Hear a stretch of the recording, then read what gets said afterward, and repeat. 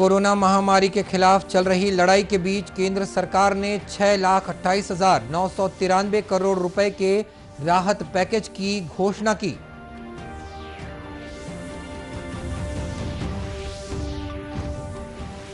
छत्तीसगढ़ में 1% के आसपास पहुंची कोरोना संक्रमण की दर। प्रदेश में अब केवल 6,208 सक्रिय मरीज।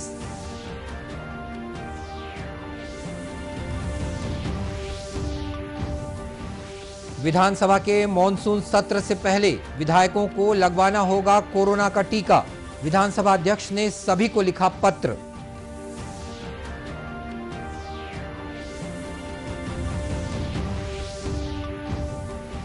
और महासमुंद में पकड़ी गई अवैध रूप से लाई जा रही चांदी की बड़ी खेप, 2 आरोपी गिरफ्तार।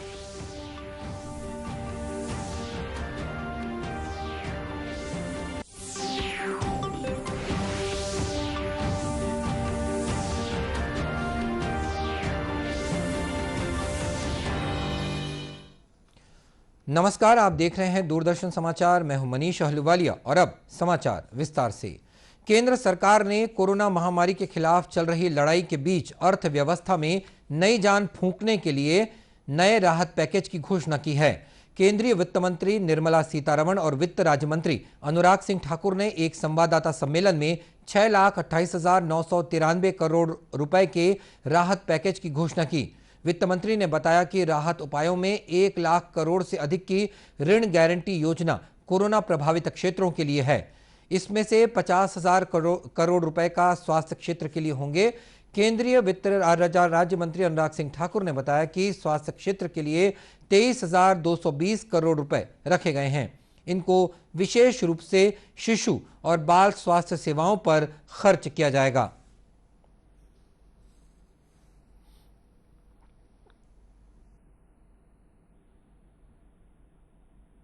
23,220 करोड़ रुपए का और प्रावधान किया गया है, जिससे कि स्वास्थ्य सुविधाओं को और आधारभूत ढांचे को सुदृढ़ किया जाए। कोविड-19 के समय पिछले वर्ष भी जब 15,000 करोड़ रुपया इमरजेंसी हेल्थ सर्विसेज के लिए दिया गया था, तो उससे बहुत लाभ मिला है। 25 गुना वृद्धि हमारी कोविड समर्पित अस्पतालों में हुई। 7,929 कोविड हेल्थ केयर सेंटर बने। 9,954 कोविड केयर सेंटर्स बनाए गए। 7.5 गुना वृद्धि ऑक्सीजन युक्त बेड्स की इसके माध्यम से हुई।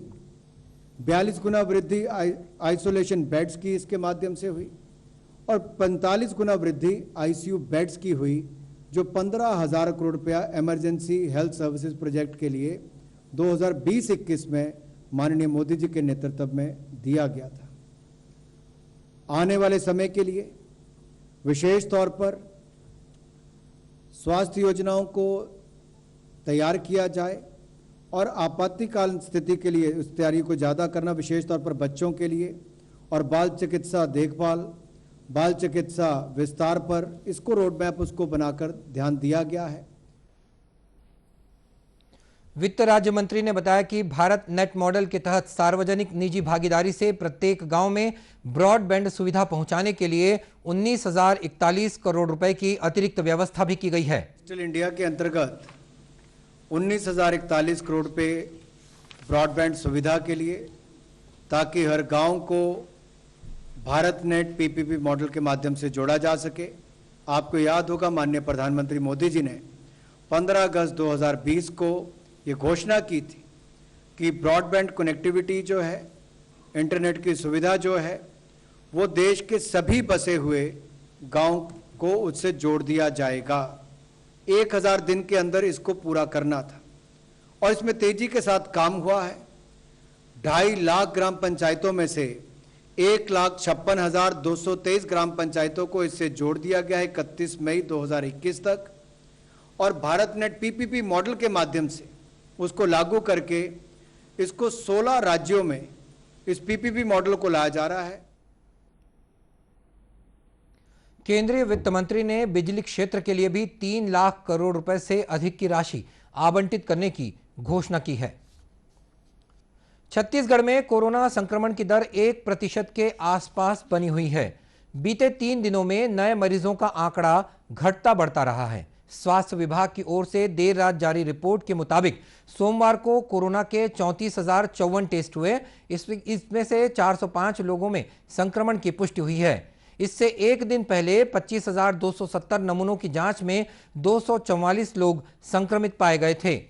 प्रदेश में अब तक 9,93,694 लोग कोरोना संक्रमण की चपेट में आ चुके हैं। इनमें से 9,74,049 लोग स्वस्थ भी हुए हैं।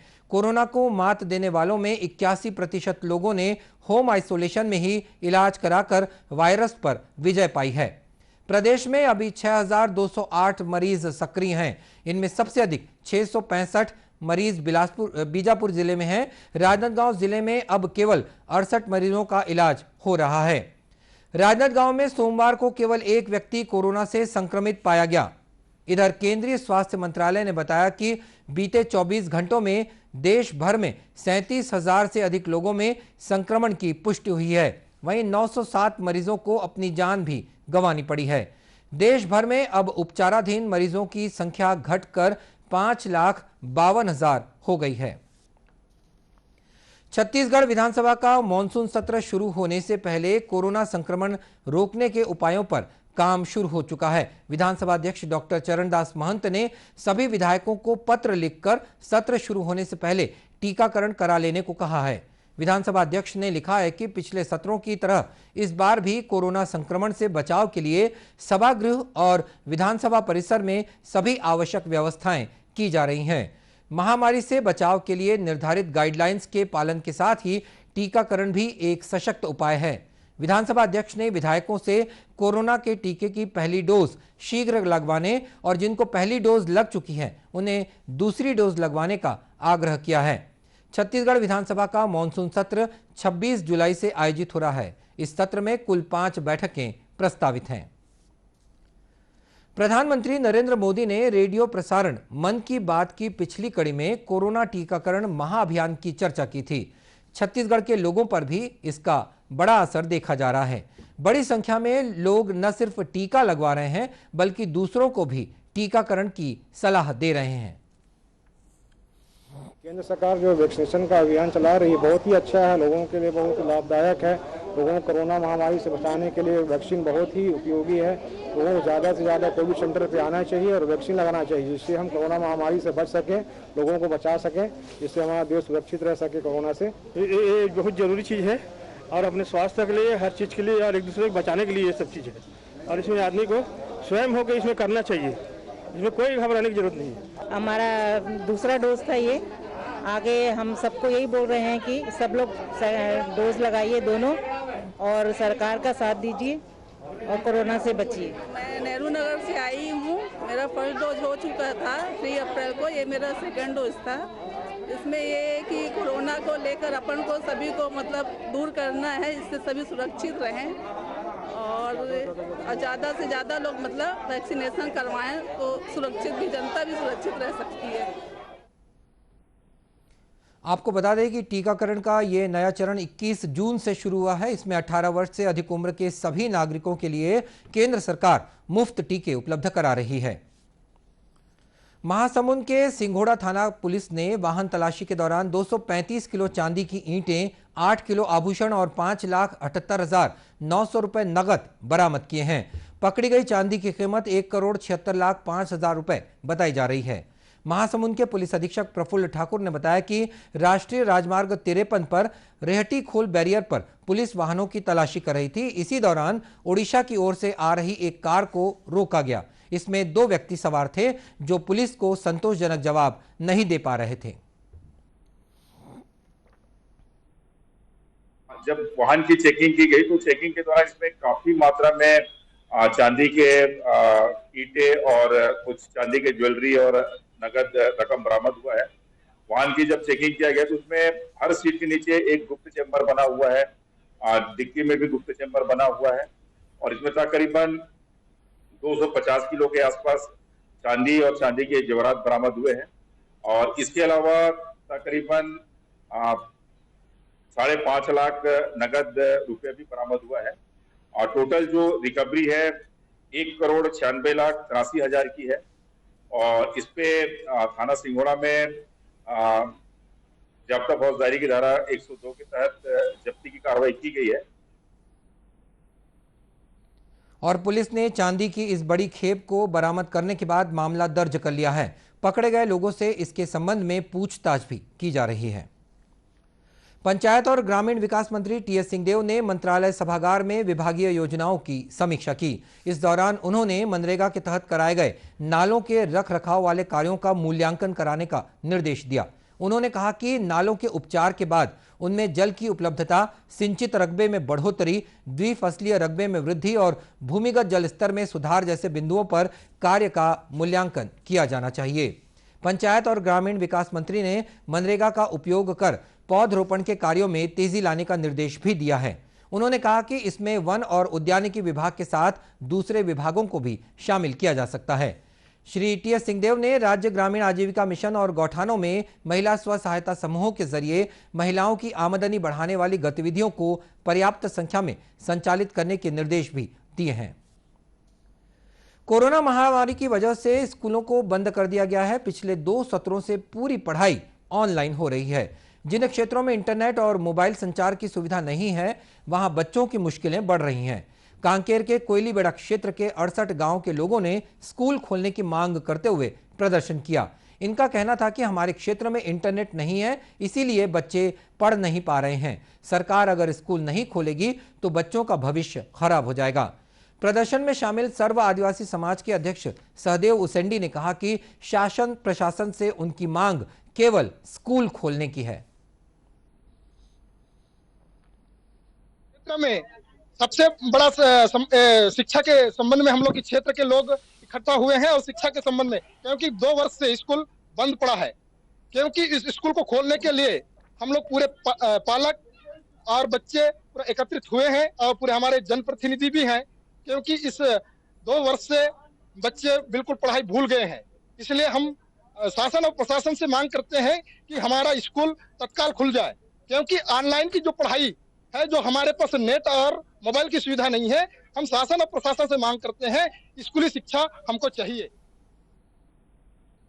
लेकिन कोरोना की तीसरी लहर की आशंकाओं के बीच ग्रामीणों की मांग पर प्रशासन ने फिलहाल कोई निर्णय नहीं लिया है। हालांकि इस घटना ने अपने बच्चों की शिक्षा को लेकर ग्रामीणों की चिंता को जाहिर कर दिया है। दूरदर्शन केंद्र रायपुर से प्रसारित होने वाले प्रादेशिक समाचार को आप YouTube पर भी देख सकते हैं। हमारे YouTube channel Chhattisgarh DD news पर प्रादेशिक समाचार उपलब्ध रहेंगे। YouTube चैनल का लिंक और QR कोड आप स्क्रीन पर देख सकते हैं। अपने एंड्रॉयड फोन से QR कोड स्कैन करके आप छत्तीसगढ़ DD न्यूज लिंक पर जा सकते हैं। इसके अलावा छत्तीसगढ़ DD न्यूज फेसबुक और ट्विटर पर भी उपलब्ध है। और बुलेटिन के अंत में अब मुख्य समाचार एक बार फिर। कोरोना महामारी के खिलाफ चल रही लड़ाई के बीच केंद्र सरकार ने 6,28,993 करोड़ रुपए के राहत पैकेज की घोषणा की।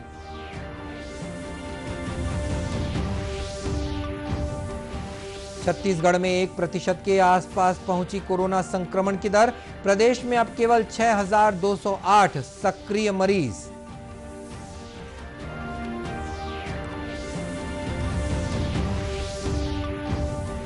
विधानसभा के मॉनसून सत्र से पहले विधायकों को लगवाना होगा कोरोना का टीका।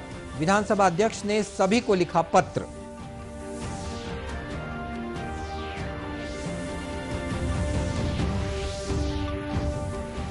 और महासमुंद में पकड़ी गई अवैध रूप से लाई जा रही चांदी की बड़ी खेप, 2 आरोपी गिरफ्तार। इस बुलेटिन में इतना ही, लेकिन एक जरूरी संदेश। कोरोना से बचाव के लिए मास्क, सैनिटाइजर के साथ ही सोशल डिस्टेंसिंग का भी आप पालन करें। याद रखिएगा, कोरोना को हराना है, मास्क जरूर लगाना है। और इसी के साथ ये समाचार बुलेटिन समाप्त हुआ। नमस्कार।